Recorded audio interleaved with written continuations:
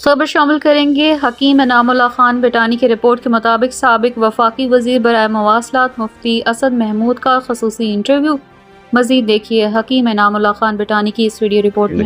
senator مشتاق صاحب کیا دیکھیں، ہم نے ان کے ساتھ یکجہتی کا اظہار کیا اور غالباً جمعیت علماء اسلام ہی ہے جنہوں نے